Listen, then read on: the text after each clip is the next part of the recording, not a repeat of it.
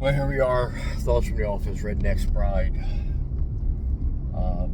The Fox calls, for me anyway, and apparently everybody else is coming in like crazy this year, at least in New Jersey.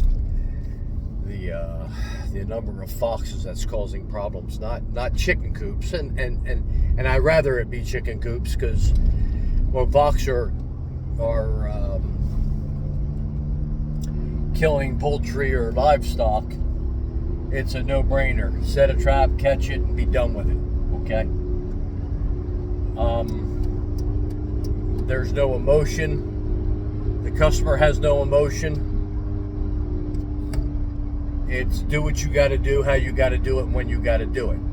So as long as it's legal, you do it. And they're not too worried most of the time about that fox that's just killed their prize chickens or ducks or... Yeah, and I've even had fox tear the hams and hocks out of sheep that get their head caught in a woven wire fence. So foxes are true predators. Don't get it wrong. Okay, they're true predators. And when they're killing livestock and they're killing their cats, there's no emotional anything. They take care of it. Okay. But the majority of the calls coming right now, to me anyway, and most people I think, are foxes that have moved into housing areas, and they're living underneath the decks, the patios, the sheds, and the pups are running around. Now you have an emotional problem. Now you have the emotion of the customer, because it's the little foxes that they're watching, and they're so cute. But the place is starting to stink like crazy. Flies are flying around everywhere. There's bird feathers, there's bird carcasses, there's rabbit carcasses, there's just all kinds of stuff happening. And they want the little foxes gone, but there's an emotion there.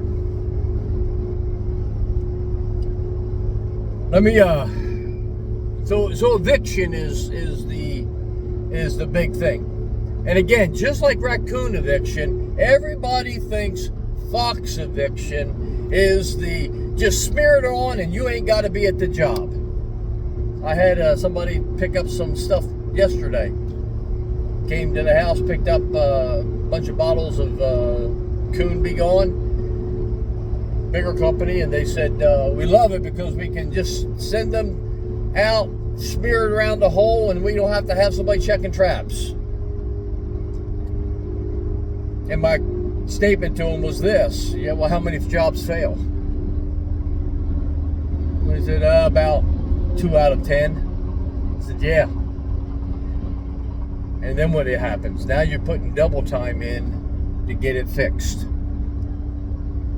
because you're not doing it the proper way.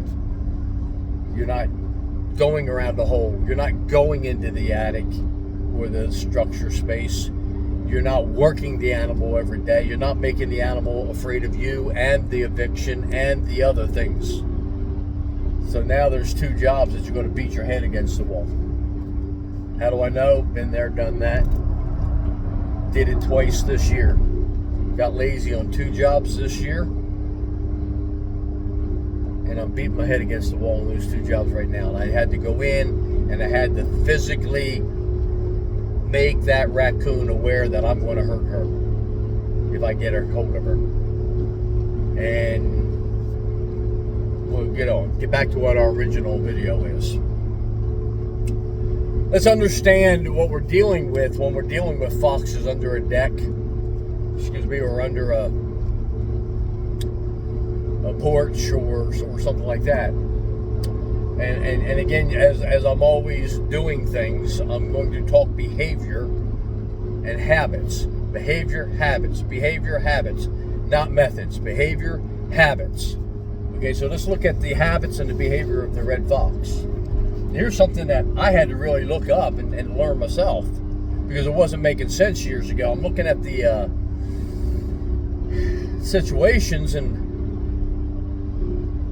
I never see the red fox vixen coming out of the entry point holes once the pups are coming out. I would see her on videos when they first make the den come out. I would see them, for a small amount of time come out, but then all of a sudden they was always appearing on the video camera from behind it or to the side, and I couldn't figure out what the heck is going on here. So I started doing research and trying to figure things out, and then I figured it out. The first thing, habit-wise and behavior-wise, is the red fox vixen only stays down in the den with her pups 2 to 3 weeks. That's all. She stays down in that den for 2 to 3 weeks, and she only comes out to grab a bite to eat that the male, or what we call the dog fox, the male fox, to grab a bite to eat that he brings back to her and leaves it outside the den. All right. Or to pee or whatever she's going to do, and then she goes back down to the den. And I should have understood this. Okay, I should have understood this, because it's dogs. Dogs are the same way. Dogs aren't quite as long, but for the first 3 to 5 days, they don't leave their pups. They get up, they go pee, they go grab a bite to eat, and they come right back into their pups. So what we do, we think, as wildlife control folks, what we think is she's always down in that den. And as I'm talking to people who's calling me for advice, you get caught up in a moment, and I forget to mention these small little details because we get it caught up in the conversation and what have you. But in reality, once the pups are seen coming out of the den, okay? Once they're out frolicking around the den. Now, I'm not talking about just sticking their head out of the den. I'm talking about they're coming out and they're spending a half hour, 45 minutes at the den. They're coming out at night, coming out of the den. Once that happens, she is no longer down in that den with them. All right? So now we're falling into 2 different procedures, if you will, and what I call ease of job time frames. So in that first time when she's still down in that den, and for probably the first, I'm thinking 3 to 4 weeks-ish, she is easier to evict and make her move those pups. It's easier to do that. Now, we're not talking about foxes out in the back 40. We're talking about foxes that are under the patios, under the decks, the porches, and what have you. Not the back 40. Well, you said, well, Jonesy, what's the difference? Well, there's a lot of difference. You've heard me say a lot of times that once an animal is born into a situation, the sights, the sounds, the smells, that is what the fox knows. So those fox pups, when they're born, they're hearing people. They're hearing dogs. They're hearing kids. They're hearing lawnmowers. They're hearing trucks and cars. Before they even come out of the den, they're hearing it. And that's part of their landscape. That's just normal landscape. Even more important that we forget about is odors.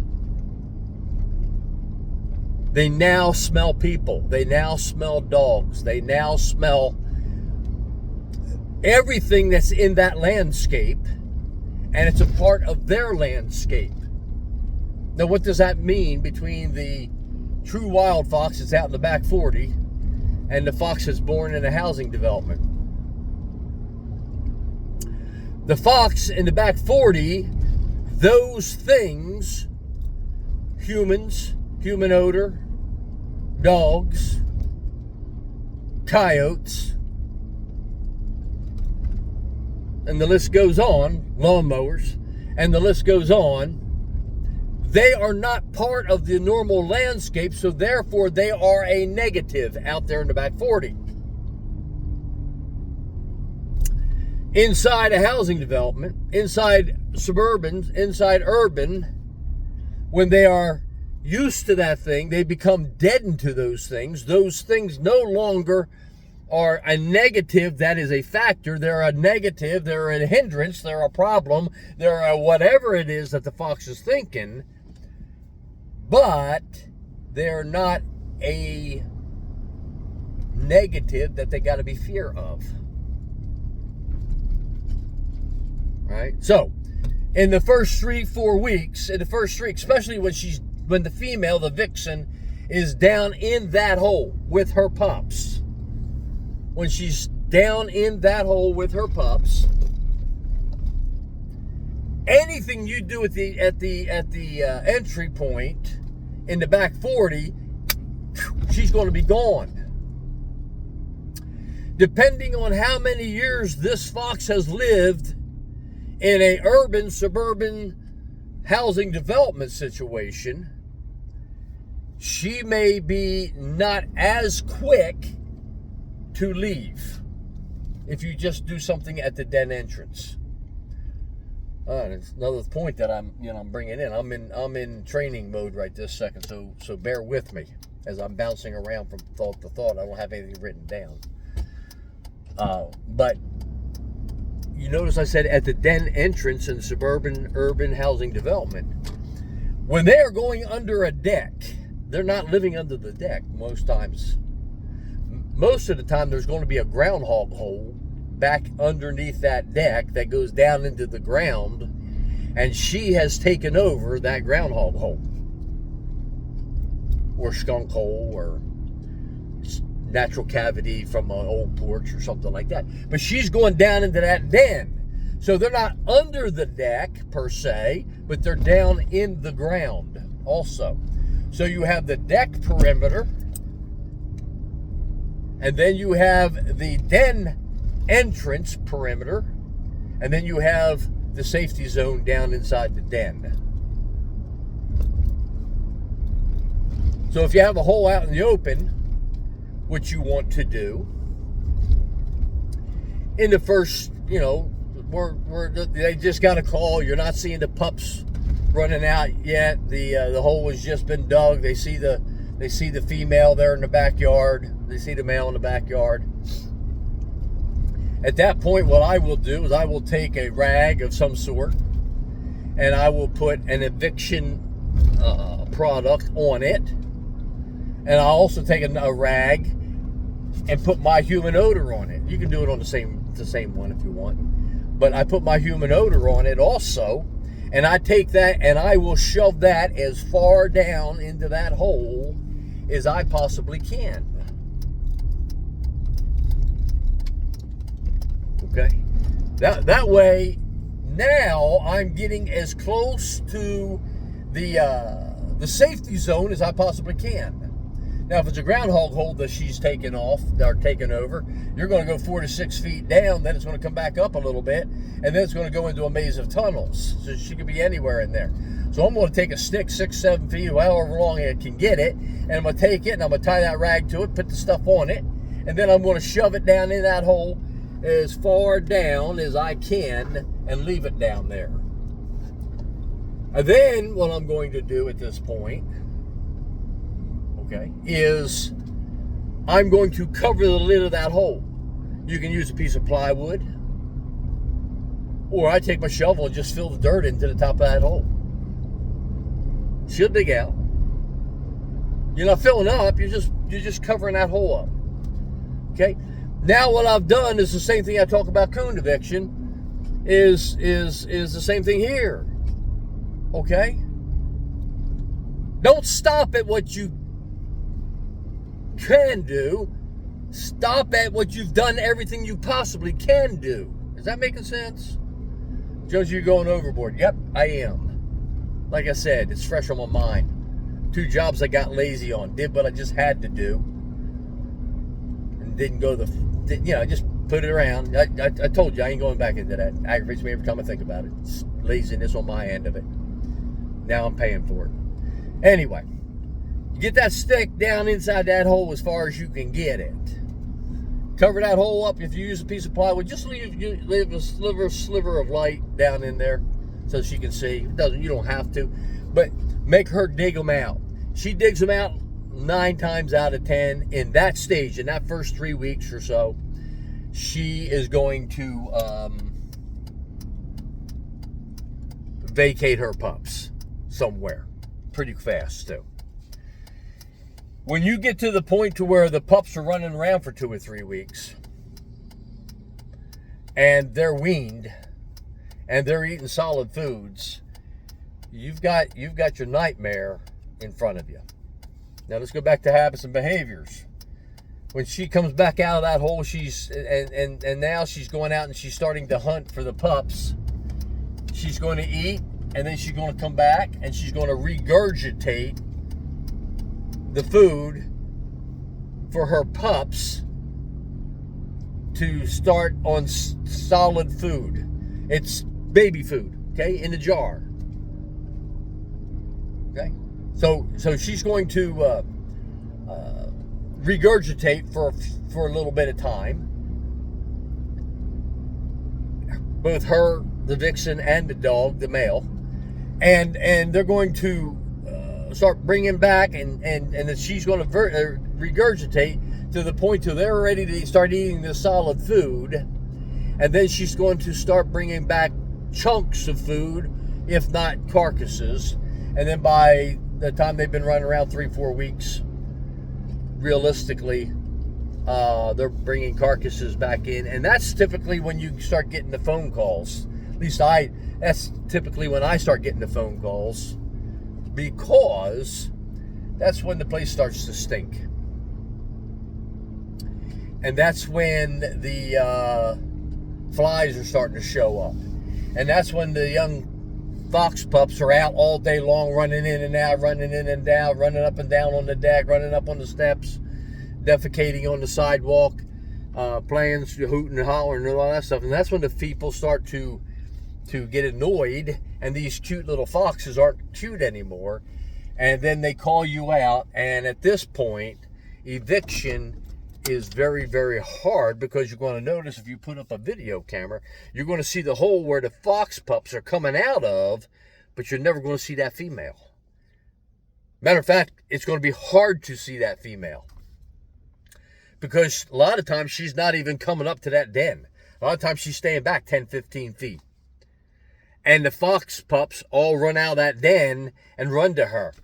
And if you got a video camera, you can actually see when she's around with the fox pups, because the fox pups are playing around and all that, and all of a sudden they get alerted to something that you can't see on the camera, and then you'll see their tails just wagging like crazy, and you see them get excited, and then they start to bound towards a direction, but they're kind of showing that submissive, running, excited happiness thing, where their back end is kind of running slightly a little bit more to the side. And at that point, eviction is going to be very, very, very difficult. And a lot of times what you've got to do at that point is you've actually got to set a trap up and catch a fox, a pup. And sometimes, if it's a younger female vixen, just that right there, they're gone. She grabs the rest of them and she goes. You got one that you got to deal with. Okay? if she's an old timer and been around this thing or two, you may have to catch all the foxes. You may even have to catch her. All right. So you can try your eviction. You take your eviction. This is where you're going to do your eviction on the outside all the way around. This is where I will go in and I'm trying to alert that female that this is not a good place. And I'm actually putting things out around that spot to bring some fear into her. Now, if you're in the back 40, I could use coyote glands. All right. And that works pretty good as putting scent posts out around, that type of thing, and make her think that the coyote is there. The problem is when you're getting into an urban situation or a housing situation, that fox, if she's been living in a suburban type scenario 3 or 4 years, she was born in that type of scenario, she has no idea what a coyote is. Unless you're in a city where there's a lot of coyotes. All right. So I just, a quick skim over on things that just a jaw about fox eviction. Again, with fox, you go 100 mile an hour. You go 100 mile an hour and you go nuclear from day one. You go everything you possibly can. You do not cheat. You do not get lazy. You do not say all you got to do, because all you got to do is everything. Jonesy, you're going overboard. Yep, I am. 45 years of wildlife control. 55 years of trapping. Go nuclear. I didn't even cover. I didn't even scratch the surface of training summertime pup fox control. I didn't even touch it. I just scratched it.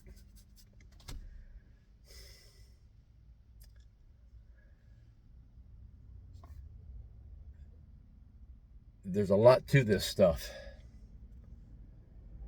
And in my lectures, my seminars, you always hear me talk about habits, behaviors. You always hear me talk about, I don't want to show you what I do. I want to show you how to think so you can figure out what you want to do.